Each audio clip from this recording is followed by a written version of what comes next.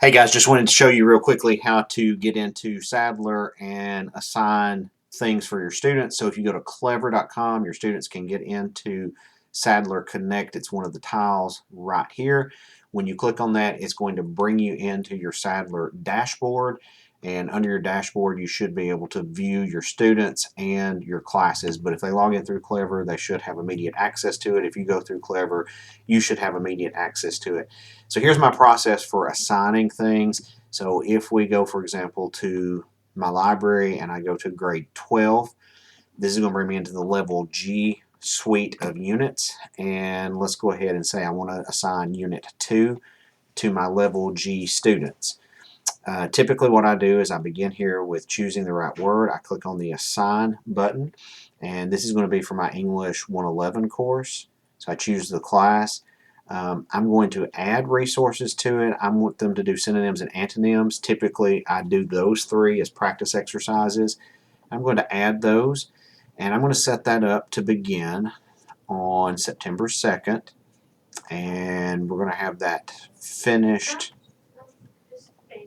by, let's say, September 5th.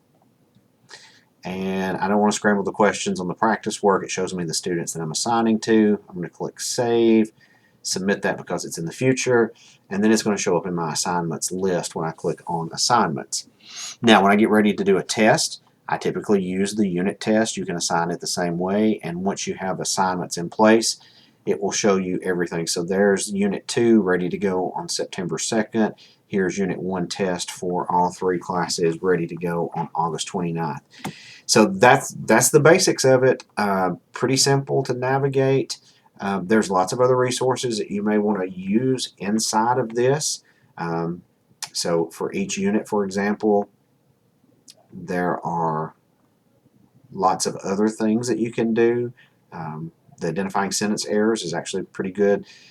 Test prep for KSA, especially editing and mechanics at the junior level. There's some ACT practice type things in here. There's printables. There's some games and flashcards. You can play around with all of that and see what works for you. And then in the reviews, those are the cumulative reviews. I do use those. So after every 3 units, I will give an assessment that covers all 3 of those. You can build your own custom assessment in that. So lots of different ways to use Sadler, but it is a really good program. Let me know if you have any questions about how to go about using that.